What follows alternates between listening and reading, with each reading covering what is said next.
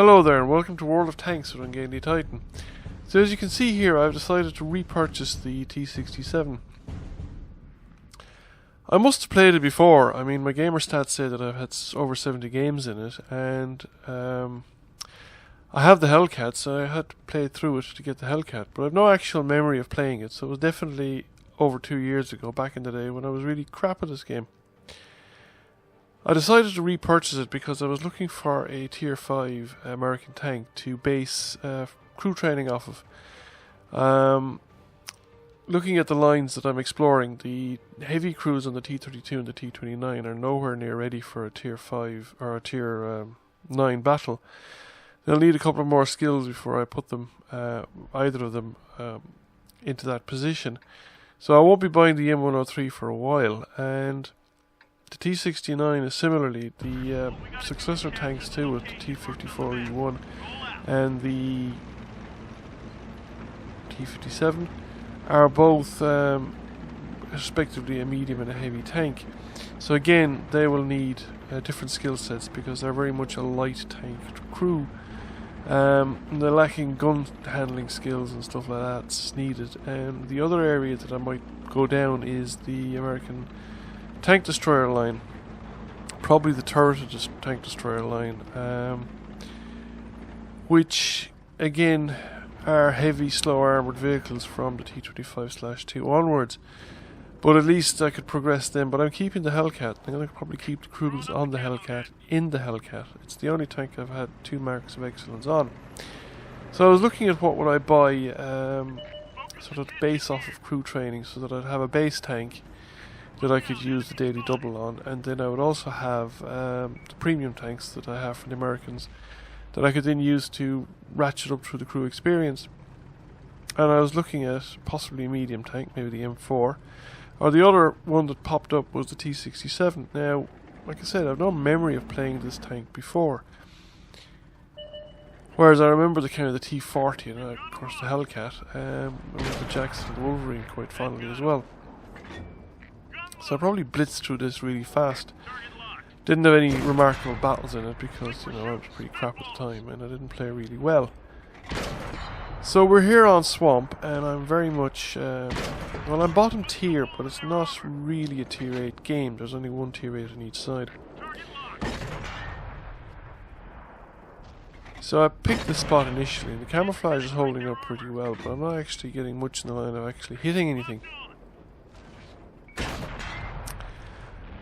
I actually really enjoy this tank. I think it's great fun. I obviously wasn't much good at the game beforehand, not to realise it was much fun, and I didn't really take notice of this big Japanese heavy height sitting behind me, which I should have relocated as soon as he rolled up, because the thing about those big fat Japanese heavies is they have the camo rate from a small planet, and they can be seen from, you know, nearby star systems. So people would shoot at him as soon as he appeared there, and I was in the line of fire because I was between him and the enemy tanks. So bad move there. So I pull back, and now I'm getting some hits in.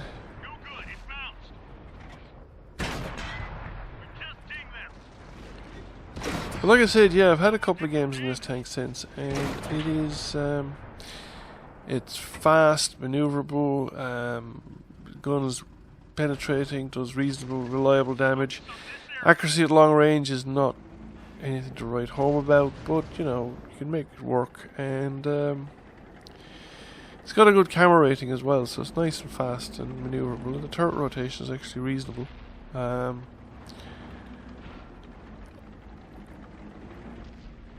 So anyway, I'll pop around there, and I don't like the look of things down here. A lot of tanks moving in, and we don't actually have a lot of defences in place. So I initially positioned myself here to see if I can get any shots in them, but to be honest with you, I probably relocated too late. That's a no high, and I suppose my no high rather than my penetration at this distance wouldn't be good enough for that gun, even with probably with APCR. It might be problematical at this distance. Now, I think he probably has Sixth Sense, because he pulled back as soon as I popped up, and he didn't really reappear again. And things are looking rather grim for our team. Now, I think at this point in time, the crew on this tank didn't even have tank mastery, which becomes a big issue later on in the game. So they haven't. Not only do they not have tank mastery, they're. I suspect at some stage when I started off playing the game, I was rushing through tanks, and I tended to buy as many tanks as I could. And when I elited a tank, I tended to go and look for the next tank. I moved up the line rapidly as I could, so I never got crews trained.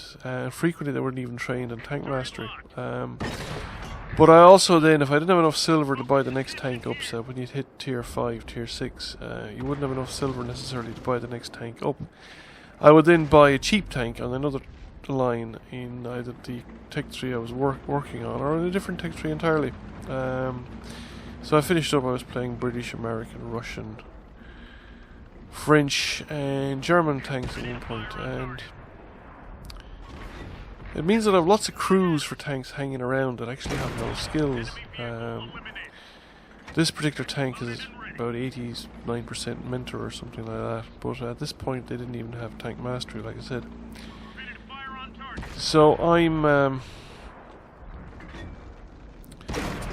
trying to save the artillery here, and understandably enough the enemy tank destroyer is fixated on the artillery and not on the little guy pinging him away.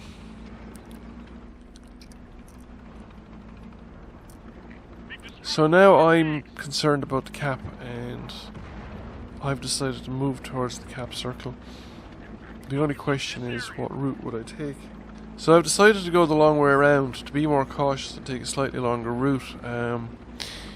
Things are looking pretty grim. We're outnumbered 2-1, and I was hoping the artillery too would follow up with me, at least keep pace with me. So somebody is headed in towards the cap circle, and I'm kind of worried now. Will I be able to get a shot at him, or will I be spotted crossing that open ground? So there's hard cover between me and the enemy, and I've decided to chance crossing the open ground rather than going directly to the cap circle to try and get a high ground position at the other side of the cap circle where he might not be expecting me. But then I changed my mind and I decided maybe that's too risky, because he's got a friend. He must have spotted me crossing the open ground there, because he shot at me as soon as I appeared around the corner, which is where the lack of Sixth Sense really tells. Sixth Sense is probably one of the earlier skills you need to train up on a tank like this. So my view now is I'll probably complete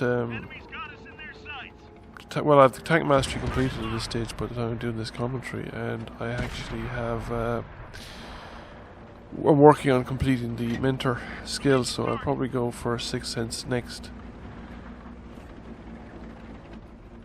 So he's capping again, and he just needs to be dealt with. I'm very low on health now.